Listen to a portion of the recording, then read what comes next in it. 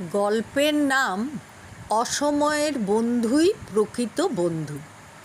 একদিন দুজন বন্ধু মনের আনন্দে বনের মধ্যে বেড়াচ্ছিল। এক মনে গল্প করতে করতে তারা বনের গভীরে চলেছে। হাঁটতে হাঁটতে অনেকটা পথ এগিয়েছে, তখন এক বন্ধুর খেয়াল হলো, তাই তো, আমরা কোথায় এলাম?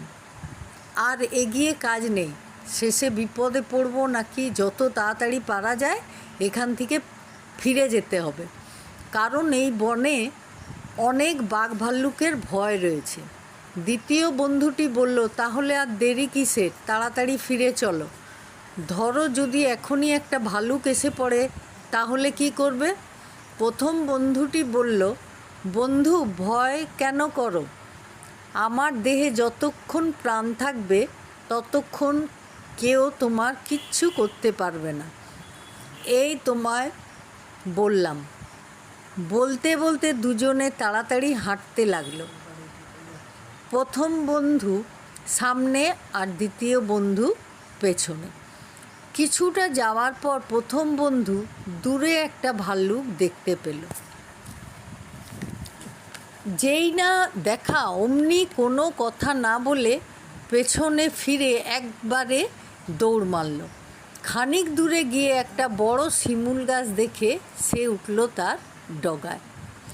দ্বিতীয় বন্ধু ব্যাপারটা ঠিক বুঝতে পারল না। সে চারিদিকে ভালো করে তাকালো। হঠাৎ দেখতে পেল একটা মস্ত ভালুক তাকে দেখে এগিয়ে আসছে। সে তখন খুব বিপদে পড়ল। সেই সময় ছুটে পালাবার কোনো সময় নেই। চট করে একটা কথা তার মনে পড়ে গেল। সে তখন লম্বা হয়ে মাটিতে শুয়ে পড়ল। চোখ মুখ বন্ধ করে এমনভাবে শুয়ে রইল, দেখলেই যেন মনে হয় মরা মানুষটি পড়ে রয়েছে। সে এক সময় শুনেছিল ভালুক নাকি মরা মানুষ ছোঁয় না।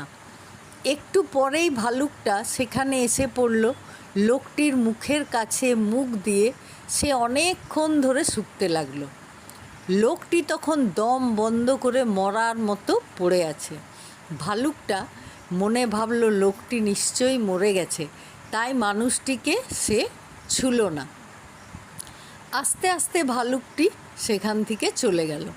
ভালুকটি চলে গেল, প্রথম বন্ধুটির গাছ থেকে নেমে আসলো। বন্ধুকে হাসতে হাসতে বলল, কি বন্ধু, ভালুকটা অত সময় ধরে তোমার কানে কানে কি বলছিল?